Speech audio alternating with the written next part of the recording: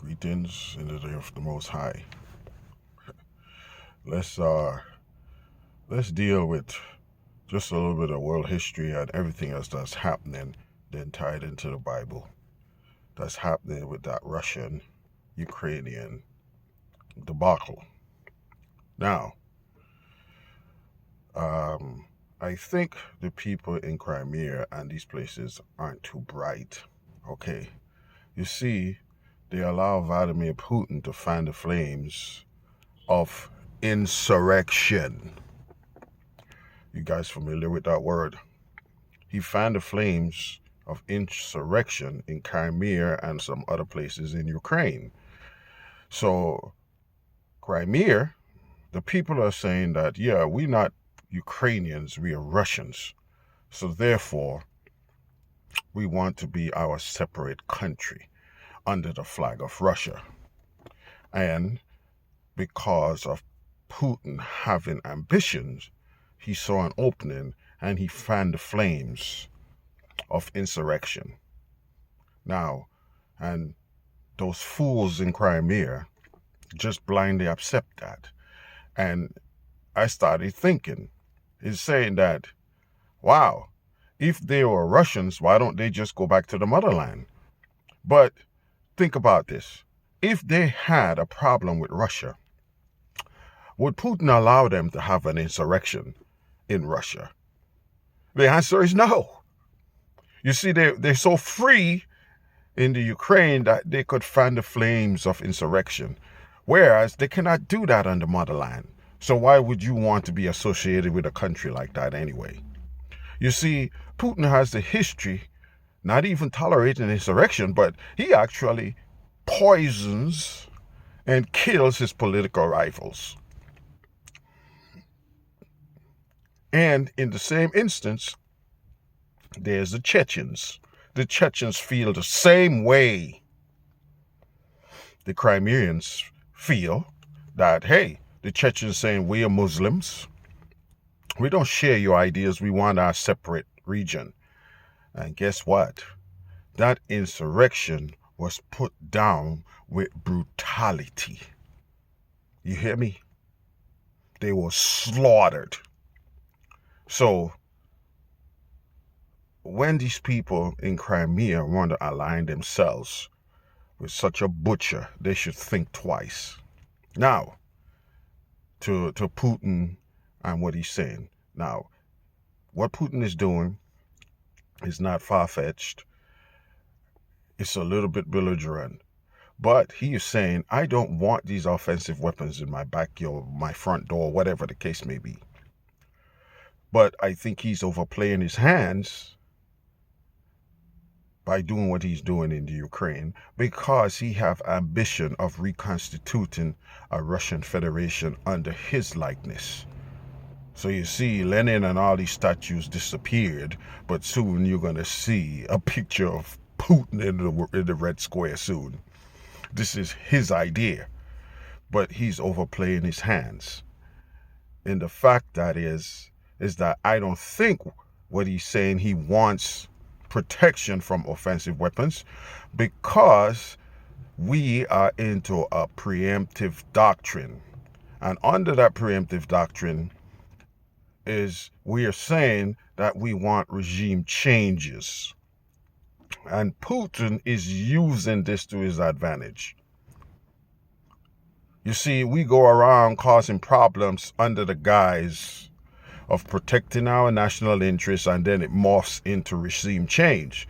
So Russia is throwing that back in our faces. You remember the Cuban Missile Crisis? Well, if we could feel that way of Russia having offensive weapons in our back door, Russia could feel the same way about us, regardless if those nations are sovereign and they belong to NATO. Russia sees it as a threat.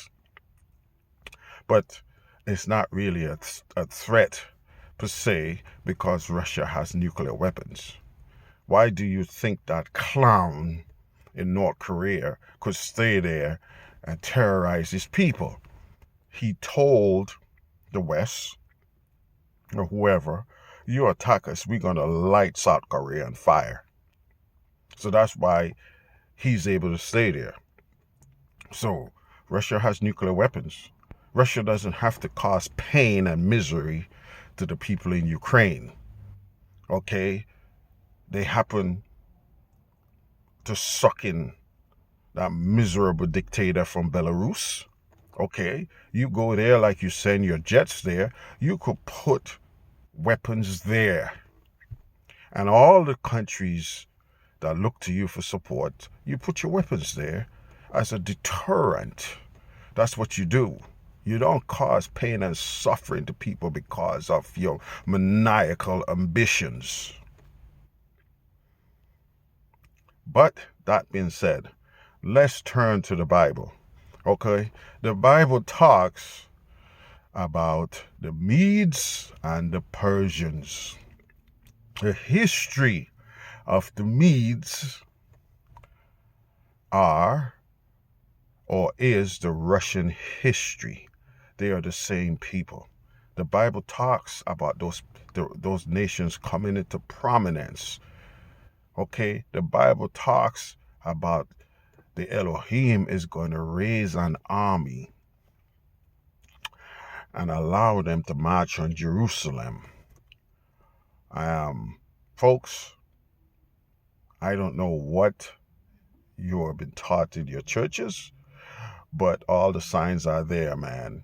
I am telling you, because of our belligerence towards Iran, wouldn't let them be, we are driving the Medes and the Persians together again. And biblical history is just revealing itself. You see, the Russians and the Iranians are even more closer now because of our belligerence. But this is biblical history, biblical prophecy, I should say. Those two nations are slated to have prominence in the world.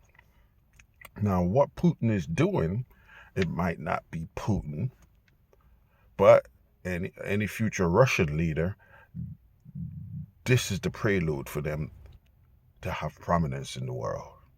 Okay? This is biblical prophecy. It talks about an army so big that you're going to mow a bunch of them down, and it's going to look like you didn't do anything to them. They're going to keep marching. It talks about an army of super soldiers being able to run on walls, roofs, spare no one. This is in the book. You must read it sometimes. So this is going to happen. And two of the prophecies are already there. Okay? The only thing they're waiting on now to complete it is that 2-year-old unblemished red heifer, to sacrifice it so that the so-called, rabbis or whatever could bathe in its ashes to enter the third temple that they're going to build. This is the only thing that's keeping this world as we know it from coming to an end. Believe it or not, it hinged on a cow. This is where you get that scenario, holy cow. Imagine that. Our existence is hinged on a cow. Okay? So after they build this temple, the abomination of desolation will take up residence there. And this is where the Medes and the Persians come in. It says that the Elohim is going to raise up. He says he's going to have a sanctified army. He's going to raise them up. And they're going to go in there and march on Jerusalem and clear it out. Think about it. Traditional enemies religiously. The Iranians are Muslims and the Russians with the Orthodox Church doesn't recognize the Pope. Perfect scenario. You couldn't script this any better. They're going to march on Israel in the future and clear it out. And then after that, the Elohim said he's going to deal with them. This is biblical prophecy, folks.